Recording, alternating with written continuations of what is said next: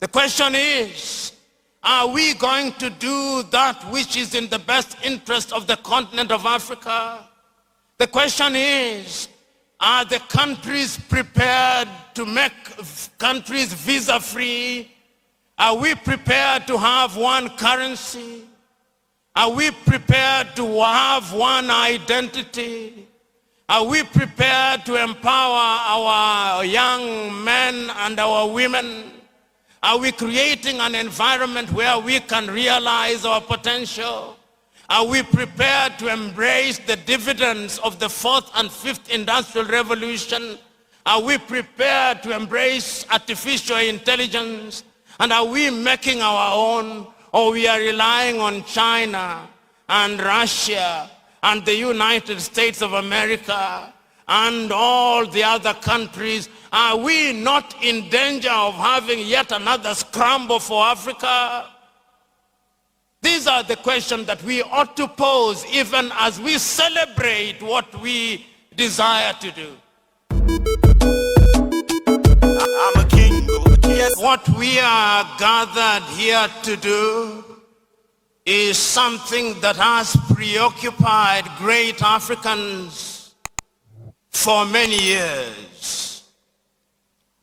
69 years ago, the man whose hologram we viewed a few minutes ago stood here in Accra, Ghana, and said that the independence of Ghana meant nothing if the rest of Africa was not free. When he spoke then, most of Africa was under colonization. Many years since then, all African countries claim to be independent. But many times our independence does not go beyond flags and national anthems. So we are here to remind ourselves that there is work to be done. Because when the Osagyefo Kwame Nkrumah spoke, there was a sense of urgency. No sooner had Ghana realized our independence in 1957 than he convened another meeting in 1958 here in Accra. The theme was one, a united and therefore borderless Africa. But nothing happened. 2 years later, Africans met again in Casablanca, Morocco. The theme once again was a united Africa. As if meetings were what we were about doing in 1963. 32 heads of states and government gathered in Addis Ababa, Ethiopia. There were two groups. The Casablanca group, animated by a sense of urgency that Africa must unite, and the Monrovia group, crippled by lethargy, saying that we had to move slowly. And if you listen to the speech of the Osagyefo, a portion of which we have just listened to, there was a sense of urgency. He was almost desperate in reminding his audience that if they did not unite then the centrifugal forces would set in, and they did. And that is why even when we are gathered in assemblies such as this, without much thought, we call ourselves Anglophone, Lusophone, Francophone, Arabophone, and very soon Sinophone or Russophone. That is the stage in which we still are.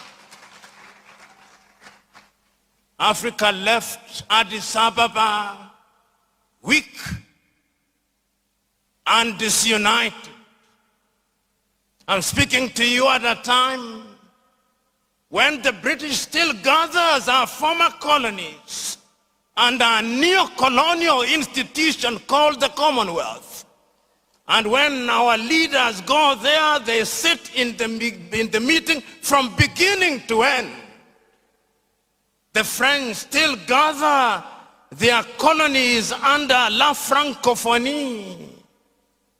The Portuguese also gather their former colonies. And because we do not want to annoy them, we speak nicely about them. Nkrumah foresaw this. So as we are gathered here today, talking about a borderless Africa, let us be realistic. I'm speaking to you at a time when Africa is bleeding. There's war in Sudan. Nobody mentioned about it here. There is war in the eastern part of the Democratic Republic of Congo. Nobody mentioned it here. The Sahelian countries, Burkina Faso, Niger, and Mali are excluded from the activities of the African Union. Africa is not at ease. So even as we talk about a borderless Africa, we must talk about an Africa where there is peace. Because you can have all the free borders you have, but if there is no peace, where will you move? I remember, I believe it's in the year 2020, the African Union said that there was the silencing of the guns. The guns are with us again. So my fellow Africans, let us not be romantic about what we are saying. Let us be realistic. Let us wed our words with our deeds.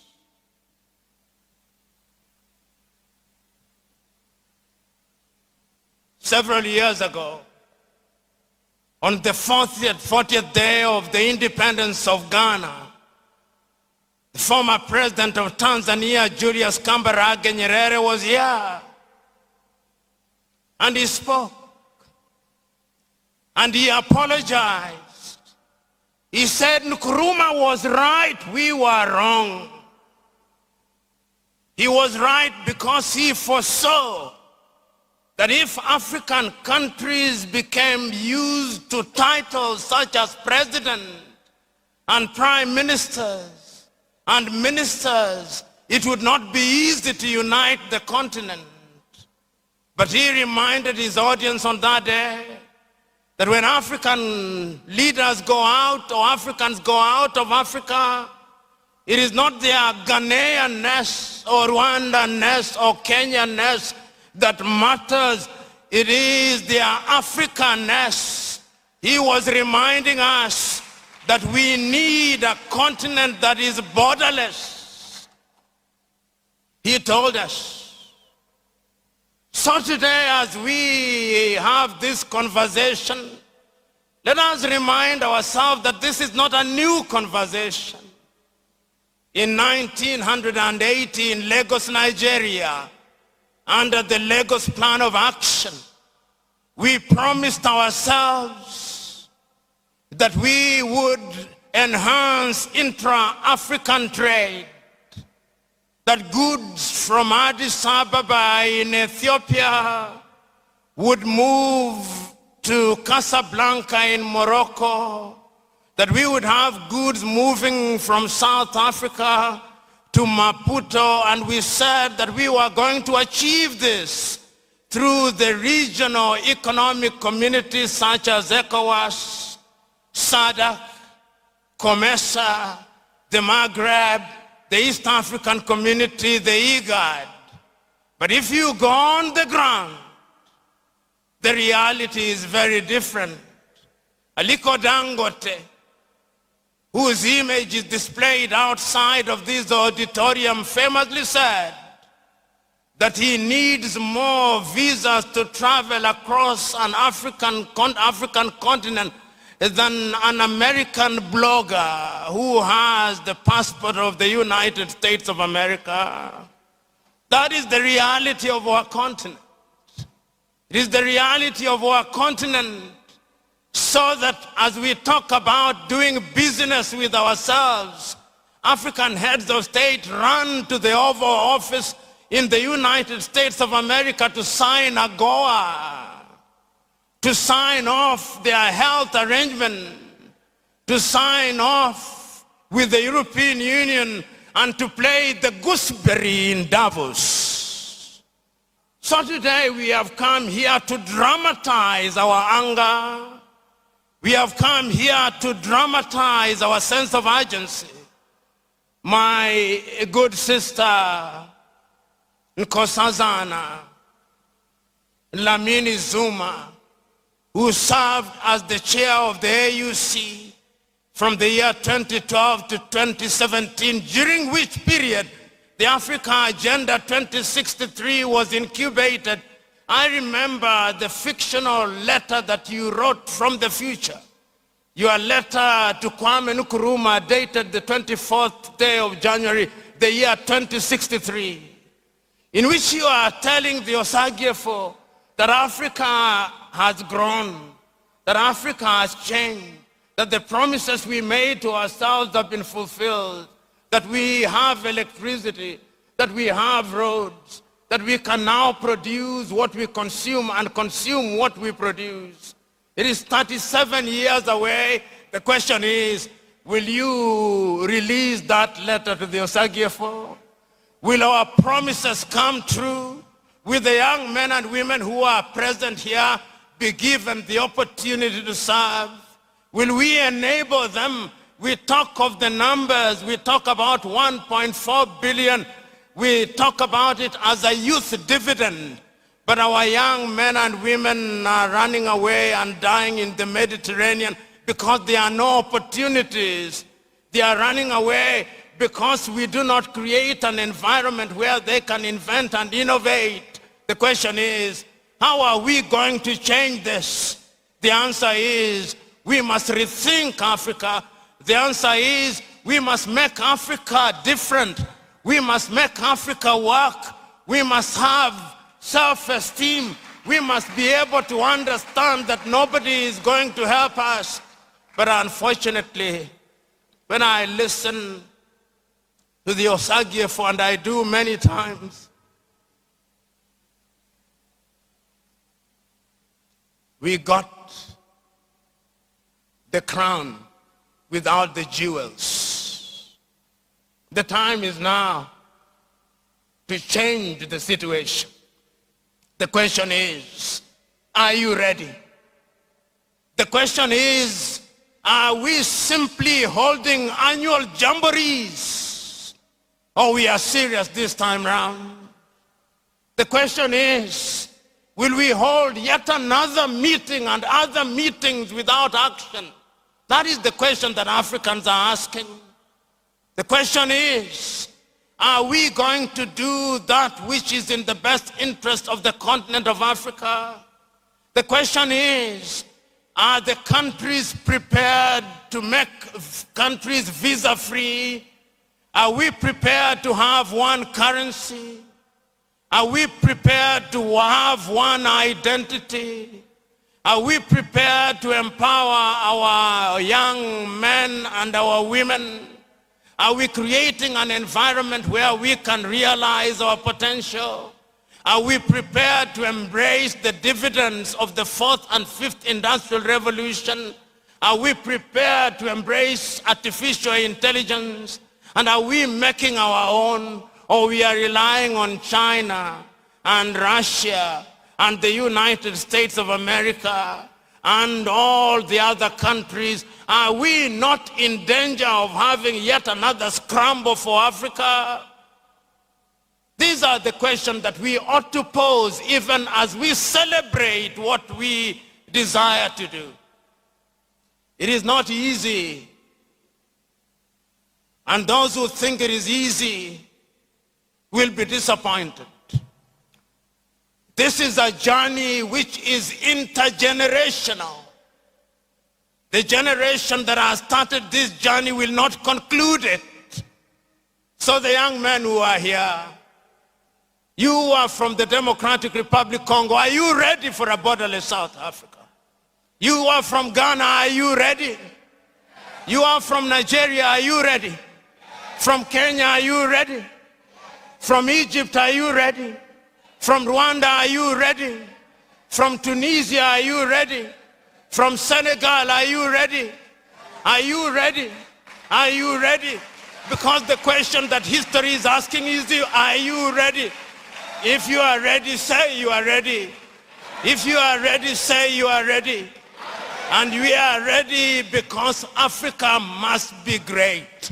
This continent cannot continue to operate in the periphery. If this continent is to be liberated, it is going to be liberated by yourselves. So, ladies and gentlemen, on an occasion such as this, wisdom requires that we don't speak for too long. We only remind ourselves that there is work to be done and that there is nobody who is going to do that work.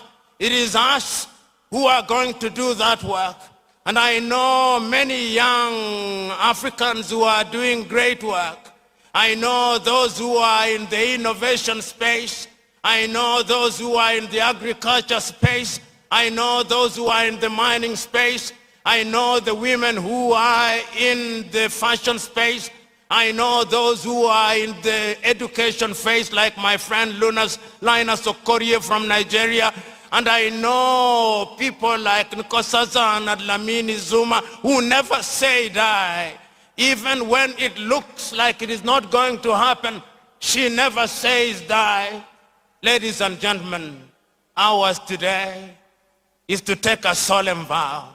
So I ask us to take a solemn vow that going forward, we are going to inundate the networks that will not just have 10 million signatures, but will have 50 million signatures. That out of this conference, there shall be a communique that shall be taken to all the 54 heads of states and government in Africa, and that they shall be asked, if not required, to do what they must do if Africa is to liberate herself. This is a great continent. This is a continent that we can make even greater. Let us say with the Osagie for Kwame Nkrumah that it can be done. Let us say with those of old that it can be done, and it is your duty to play your part. So let us say, it can be done. Play your part. It can be done. It can be done. It must be done. We must have a borderless Africa. Say no to visas. Say no to division. Say yes to unity. God bless you all.